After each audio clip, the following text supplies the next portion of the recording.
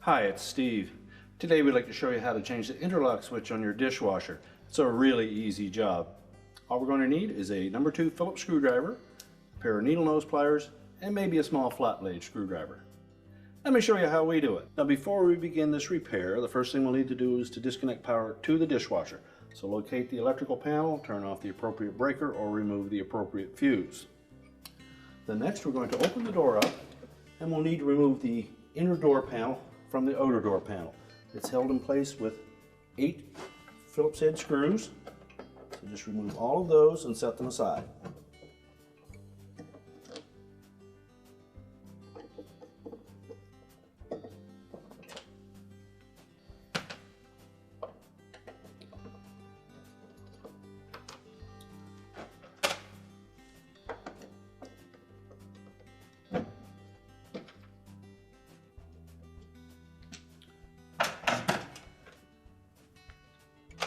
Once we've removed all the screws, I'm just going to carefully lift that inner door panel away from the outer door panel and tilt it up.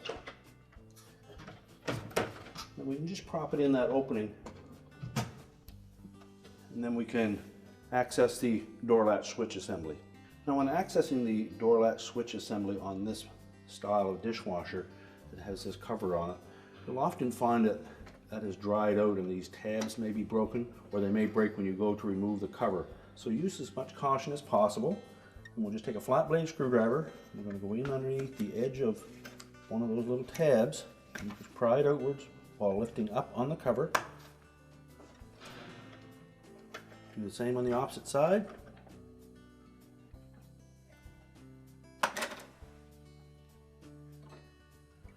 And you can lift that cover away and set it aside.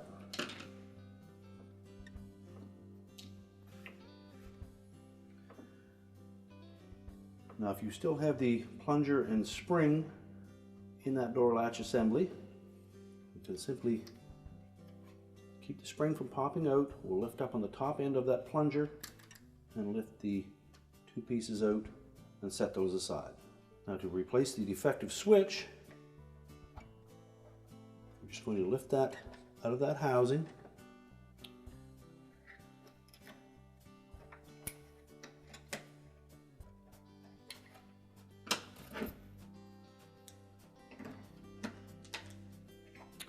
Once you have it removed, you can take your needle nose pliers, grasp the terminal ends of the wires, and pull them off the switch.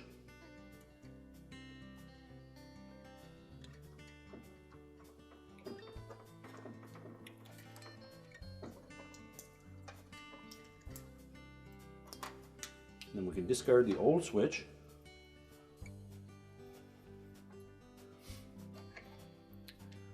Reinstall the wires onto the new switch, making sure that the connectors are nice and tight. And if they appear a bit loose, you can crimp them with the needle nose pliers. Next we're going to line up a little pin so that it fits through the hole on the switch. There's 2 of them on there, they're diagonal to each other. And then press the switch firmly into place, making sure that the wires fit into those slotted openings on the end of the housing. And next we'll put the plunger and spring back in. And when installing the plunger and spring, we want to make sure that that spring sits down into this opening and that the tapered portion of that plunger fits in between the actuators on the switches.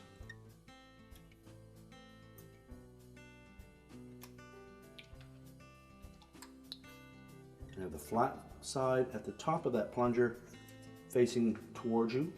And if you had a damaged cover to that assembly, be sure that you change that out.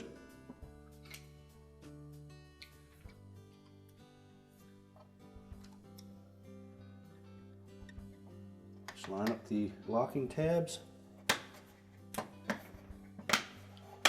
snap it back into place, and now we can put the inner door panel on. Now when reinstalling the inner door panel to the outer door panel, if your model has this style of vent outlet, we want to make sure that first of all the styrofoam piece is still intact, and make sure that it's positioned properly on top of that outlet grill, and that the top edge of it is parallel with the top of the control panel. And we're going to carefully lay that inner door panel into position. It should lay flat without any effort to press the two pieces together, and then we can install the screws.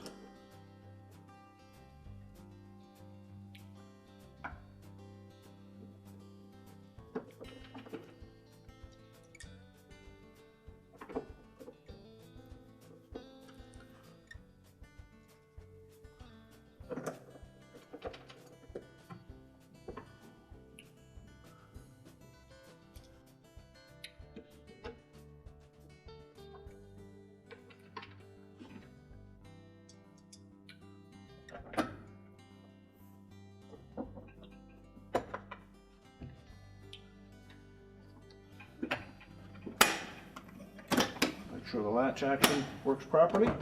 We're now ready to reconnect the power, and our repair is complete.